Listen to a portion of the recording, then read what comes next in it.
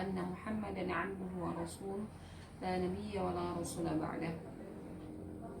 Ayah, bunda, dan ananda semuanya yang ada di rumah, alhamdulillah, segala puji syukur kehadirat Allah Subhanahu wa taala yang telah memberikan kepada kita begitu banyak nikmat kepada kita sehingga kita masih bisa merasakan udara yang begitu sejuk ya, terutama di Magetan, dan kita masih diberikan kesempatan oleh Allah untuk menuntut ilmu dari kita dalam buayan orang tua kita, ibu kita, sampai sekarang kita hidup ya di detik ini. Ayah, bunda, dan anak semuanya, cukup menarik yang akan kita bahas pada tempo atau sore hari ini, yaitu mengenai ilmu ya. Kita semuanya yang hidup ini tidak bisa dipungkiri, kita semuanya butuh ilmu ya.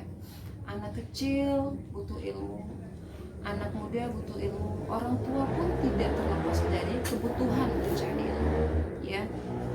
Karena dalam sebuah hadis juga, talabul ilmi minal mahdi ilal lahdi ya, minal mahdi ilal lahdi ya, dari buayan ibu sampai ke liang lahat kita masih dituntut untuk mencari ilmu. Maka jangan pernah ada kata malas, jangan pernah ada kata capek atau putus asa dalam mencari ilmu Allah.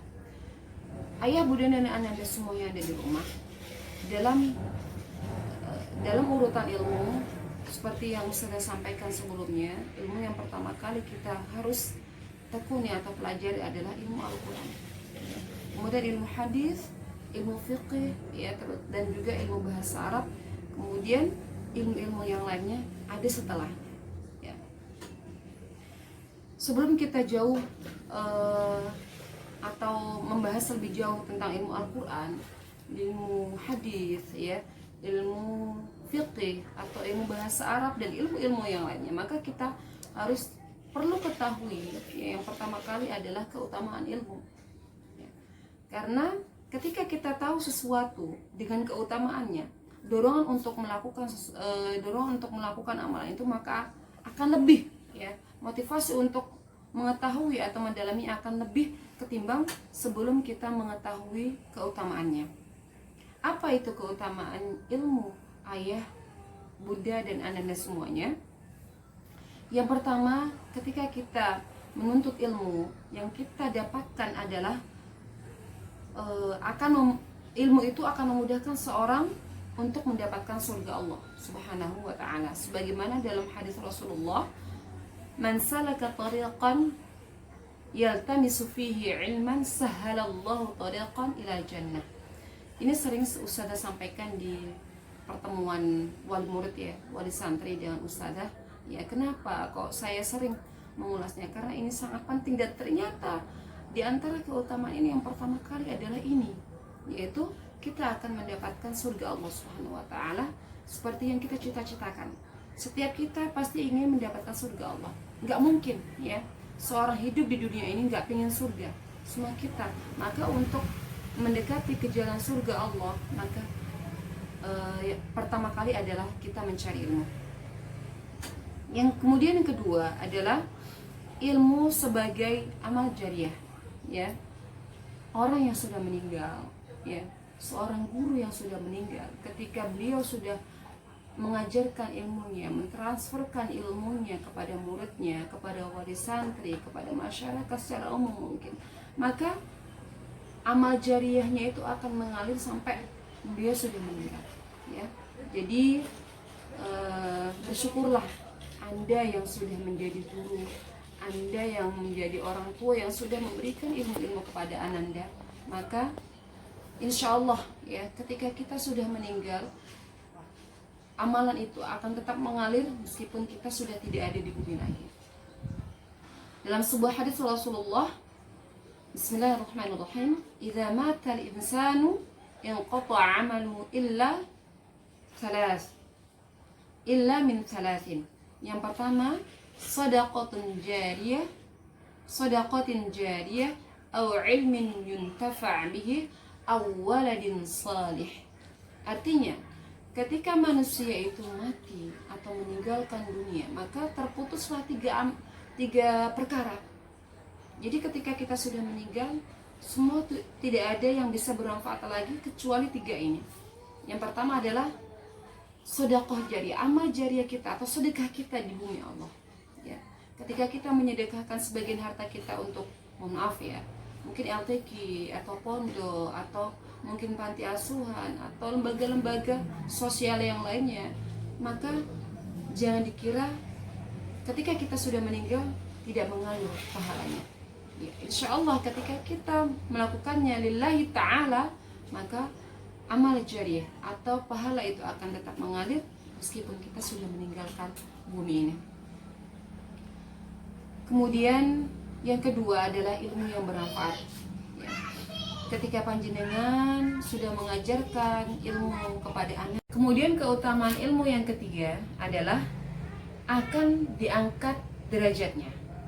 Sebagaimana firman Allah Subhanahu wa taala, A'udzu billahi minasyaitonir rajim, yarfa'illahu alladhina amanu minkum walladhina utul ilma darajat. Saya ulang, yarfa'illahu alladhina amanu minkum walladhina utul ilma darajat. Artinya, Allah akan mengangkat derajat orang yang menuntut ilmu, orang yang memiliki ilmu. Beberapa tingkatan derajat. Ya, bukan hanya satu derajat yang akan naik, tapi beberapa derajat Allah akan angkat orang yang mempunyai ilmu. Jadi, ayo lebih semangat lagi, karena ketika Anda mempunyai ilmu atau menuntut ilmu, maka Allah akan angkat derajat kita beberapa derajat. Kemudian, keutamaan ilmu yang keempat adalah orang yang berilmu adalah orang yang paling takut Allah. Maksudnya apa? Artinya orang-orang yang memiliki ilmu, ya, tingkat ketakwaannya, tingkat ketakutannya kepada Allah itu akan lebih tinggi ketimbang orang yang, mohon maaf ya, istilah kasarnya bodoh atau tidak mengenal ilmu, terutama ilmu agama, ya, ilmu agama. Ketika orang yang ilmu agamanya banyak, maka dia akan semakin mawas diri. Oh ya, ini kemaksiatan, maka dia akan menghindarinya. Oh, ini jelek, maka akan ditinggalkannya. Dalam sebuah ayat disebutkan, Allah berfirman, innama yakhshallahu min ibadil ulama. Sesungguhnya orang yang takut Allah adalah hamba-hamba Allah yang berilmu. Ya. Jadi ketika kita menjadi mahir dalam ilmu atau mahir dalam agama, maka kita akan semakin takut kepada Allah Subhanahu wa taala dan menghindari segala yang dibenci Allah Subhanahu wa taala. Kemudian yang kelima adalah orang yang berilmu diberi kebaikan dunia dan akhirat. Masya Allah ya, ayah, bunda, dan anak semuanya, ketika kita ilmunya banyak, ilmunya kita terapkan, maka Allah akan memberikan kita kebaikan di dunia dan akhirat. Sebagaimana doa kita setiap hari, Rabbana atina fid dunya hasanah wa fil akhirati hasanah wa qina adzabannar. Ternyata kebaikan di dunia dan akhirat kita bisa kita dapatkan ketika kita punya ilmu, ya. Ya, banyak anak-anak sekarang yang mungkin putus sekolah, ya, tapi bukan berarti kemudian dia menjadi anak jalanan, ya. Ketika tidak punya biaya, maka bisa diteruskan dengan belajar Al-Quran, ya, masuk ke pesantren tahfidz atau lembaga-lembaga tahfidz yang mungkin bisa membantunya, ya. Jadi biaya bukanlah penghalang untuk kita menuntut ilmu. Dalam sebuah hadis, ya, disebutkan, may yuridillahu bihi khairan yufaqihu fid din. Saya ulang, may yuridillahu bihi khairan yufaqihu fid din. Orang yang dikehendaki Allah untuk mendapatkan kebaikan dunia dan akhirat, maka Allah akan fahamkan dia ilmu agama. Ya, jadi marilah kita memperdalam ilmu agama supaya apa? Allah memberikan kebaikan dunia dan akhirat kita, ya. Karena setiap hari kita berdoa, Rabbana atina fid dunya hasanah wa fil akhirati hasanah. Ya Allah, berikanlah kebaikan bagi kami dunia dan akhirat. ya. Maka jangan hanya mengutamakan ilmu dunia, ya, seperti ilmu-ilmu pengetahuan umum, tapi kemudian banyak orang yang melupakan ilmu akhiratnya, Al-Qur'annya, ya. Karena Al-Qur'an itu akan menuntun, ya, menuntut orang yang mempelajari ilmu pengetahuan umum ketika dia menguasai juga ilmu Al-Quran. Kemudian keutamaan berikutnya, ayah dan bunda dan ananda semuanya, adalah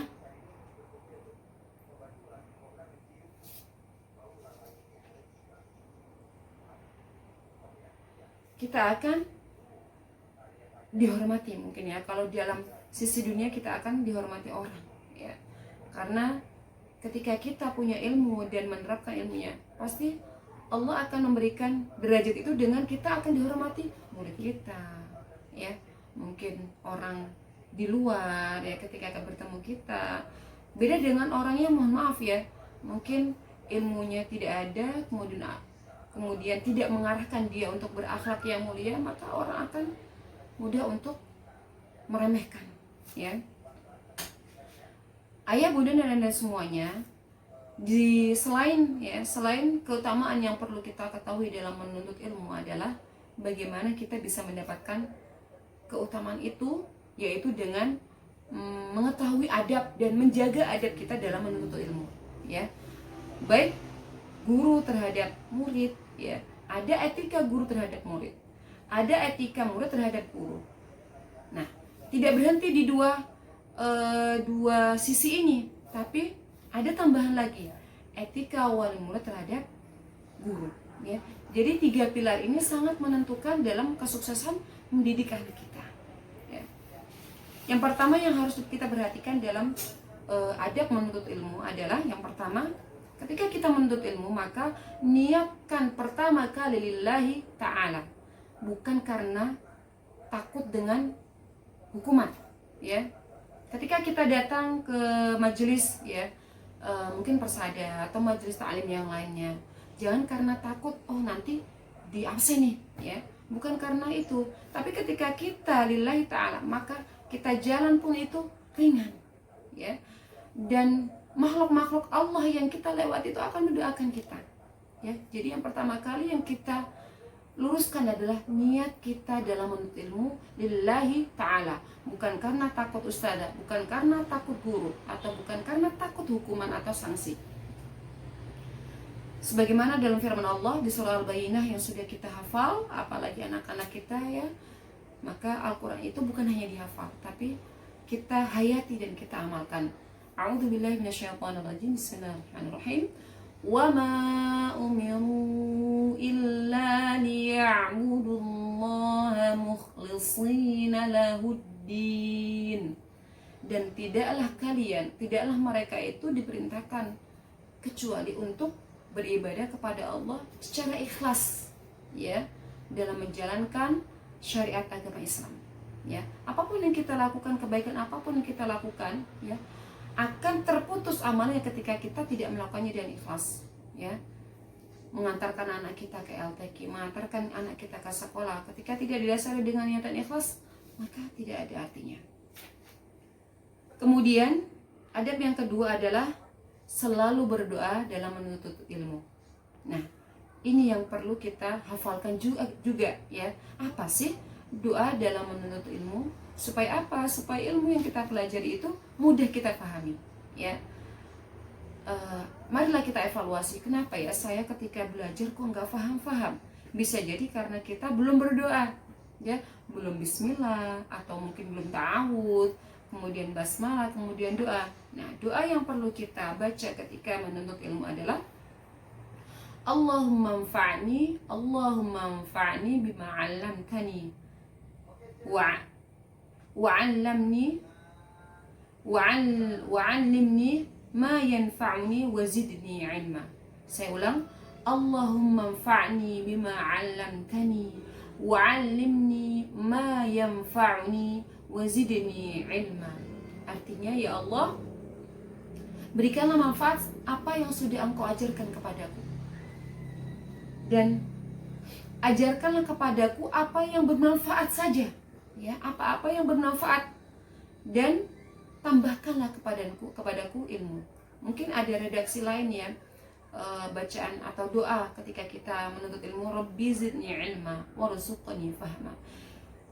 Di kata-kata terakhir atau kalimat terakhir adalah Rabbi zidni ilma warzuqni fahma, dan rezekikanlah atau berikanlah rezekiku berupa ilmu atau pemahaman. Karena banyak orang yang punya ilmu tapi tidak paham dengan ilmunya. Akhirnya apa? Dia keluar dari ilmu yang sudah dipelajari. Ilmu hanya untuk dihafal ternyata, tapi tidak untuk dipraktekkan. Nah, ini yang harus kita luruskan. Maka di antara faidah dari doa tadi adalah warzuqni fahma. Maka ya Allah, rizkikanlah, karuniakanlah kepadaku pemahaman supaya hamba bisa menjalankan apa yang sudah pelajari. Kemudian ada menuntut ilmu berikutnya adalah bersungguh-sungguh dalam menuntut ilmu. Ya, kenapa banyak orang yang sudah belajar tapi nggak bisa? Ya, mungkin belum bersungguh-sungguh dalam belajar ilmu itu. Ketika mungkin belajar tahsin, ya mungkin kurang sungguh-sungguhnya, ya. Atau mungkin menghafalkan, mungkin kita banyak malesnya, atau mungkin banyak lupanya, ya, lupa murojaahnya atau lupa menambah ayat satu ayatnya, ya. Itu. Kemudian adab keempat dalam menuntut ilmu adalah menjauhi maksiat. Dalam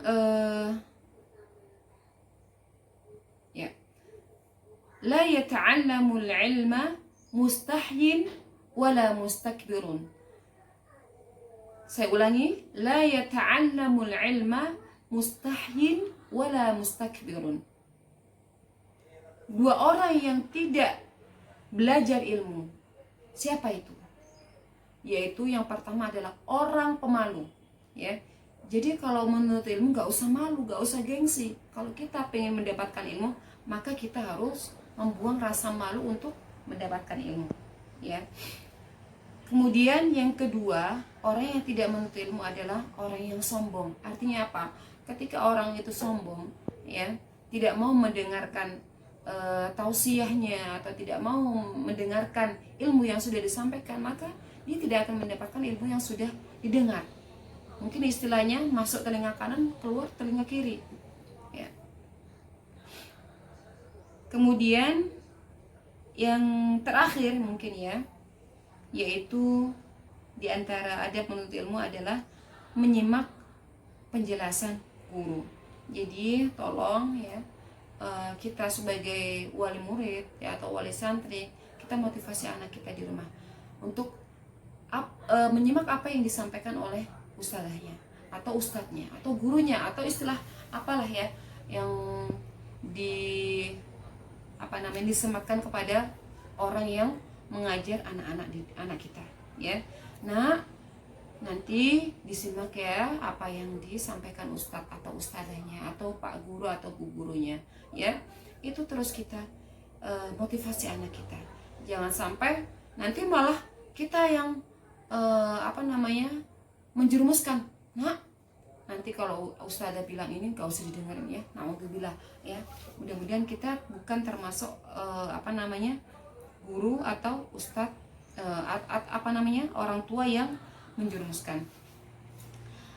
Seperti yang saya sampaikan tadi, 3 pilar yang menentukan kesuksesan anak kita, yaitu murid, guru, dan wali murid atau wali santri. Apa sih ya etika kita sebagai wali murid terhadap guru, ya? Maka seorang guru harus menghormati juga. Etika wali murid terhadap guru adalah wali murid harus menghormati guru. Karena apa? Ketika kita, ya, karena saya juga merasakan sebagai wali murid atau wali santri, ketika kita menghormati guru, maka anak kita juga akan menghormati guru, ya. Ketika kita ya tidak menghormati guru atau atau ustadz atau ustazah, ya, maka anak kita juga tidak akan menghormati guru kita. Tapi mungkin ada ya anak kita yang belum bisa menghormati gurunya, bukan berarti juga orang tuanya yang tidak menghormati. Ada juga orang tua yang sudah hormat sekali kepada gurunya, ya, komunikasi baik, tapi anaknya yang masih mungkin masa kanak-kanaknya, ya, atau mungkin masa anak yang belum bisa istiqomah atau stabil membedakan antara yang benar dan yang baik, ya, maka kita selalu arahkan dia di rumah. Kita bimbing di mana, ya, nanti yang nurut ya sama ustadz, sama ustazah, atau sama guru, ya. Antara Syekh Abdul Qadir Jailani dengan muridnya. Dan karena setiap orang baik pasti ada orang yang nggak suka, ya. Ada seseorang yang ingin memfitnah Syekh Abdul Qadir Jailani, saking bencinya, ya, sampai beliau membuat lubang di tembok Syekh Abdul Qadir Jailani dan kemudian untuk mengintipnya, ya. Apa yang dilakukan orang tadi? Orang tadi mengintip Syekh Abdul Qadir Jailani. Apa yang dilakukan oleh beliau? Dan ternyata Syekh Abdul Qadir Jailani sedang makan bersama muridnya. Ternyata apa yang dilihat oleh tetangga tadi yang benci kepada Syekh Abdul Qadir Jailani dan ingin memfitnah beliau, beliau melihat Syekh Abdul Qadir Jailani makan ayam. Memang kesukaan Syekh Abdul Qadir Jailani adalah ayam. Dan ternyata Syekh Abdul Qadir Jailani tidak memakan semua ayam dan menyisakan separuhnya. Untuk apa dan untuk siapa? Mungkin ayam ini kok tidak dihabiskan oleh Syekh Abdul Qadir Jailani. Ternyata Syekh Abdul Qadir Jailani memberikan sisa ayam itu untuk sang murid. Ya. Hati seseorang, ya, itu berbeda, akan menghasilkan tanggapan yang berbeda. Mungkin kalau hati seorang yang bersih, dia akan mengatakan, Masya Allah ya Syekh Abdul Qadir Jailani, ayamnya nggak dihabisin, tapi disisakan buat santrinya. Tapi orang yang hatinya jelek, hatinya kotor, akan berpendapat, ih kok jijik ya, kasihan banget ya murid kok dikasih cuma sisa-sisa, ya. Dan itu terjadi pada tetangga tadi. Larilah dia menuju ayah dari bapak, ayah atau bapak si santri atau murid tadi. Dia ceritakan bahwasanya Syekh Abdul Qadir Jailani tidak memperlakukan anakmu dengan adil, dengan tidak baik. Masa dia makan ayam kemudian sisanya dikasihkan ke anakmu? Itu kan gak etis, ya. Akhirnya dengan emosinya bapak ini kemudian melabrak, bahasa sekarang mungkin melabrak Syekh Abdul Qadir Jailani. Waalaikumsalam Syekh, saya dengar seperti ini, kemudian udah saya ambil aja anak saya, ya. Dalam perjalanan terjadilah dialog antara si ayah dan si anak. Sang ayah bertanya seputar agama Islam, ya, bertanya ini dan itu, banyak sekali pembahasan tentang agama Islam. Masya Allah, semua dijawab oleh sang anak dengan tepat dan dengan penuh ilmu, ya. Akhirnya, berarti dugaanku salah ya. Ternyata anakku diperlakukan dengan baik sampai ilmunya Masya Allah, ya. Saya aja tidak tahu. Akhirnya beliau tertegun dan berpikir, saya kembalikan aja dia anak saya supaya belajar lebih banyak kepada Syekh Abdul Qadir, ya. Nggak lama kemudian sang ayah dan anaknya berangkat menuju Syekh Abdul Qadir Jailani, kemudian mengetok rumahnya. Assalamualaikum Syekh, saya ingin mengantarkan anak saya kembali ke Anda untuk belajar lebih banyak tentang agama Islam, ya. Apa yang dikatakan oleh Syekh Abdul Qadir Jailani? Apakah beliau kemudian oh iya? Enggak. Tapi apa yang dikatakan oleh Syekh Abdul Qadir Jailani? Saya tidak bisa, karena Allah sudah menutup pintu ilmu dari dia. Karena apa ayah bunda? Ternyata karena tidak hormatnya orang tua bisa menutup keberkahan ilmu sang anak, ya.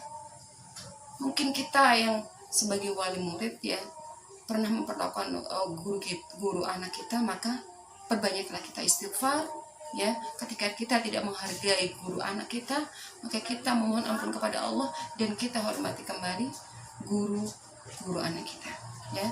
Itu mungkin, ya, yang bisa kita pelajari bersama ya tema tentang ilmu, dan mudah-mudahan semakin mendorong kita, memotivasi kita untuk belajar ilmu Allah.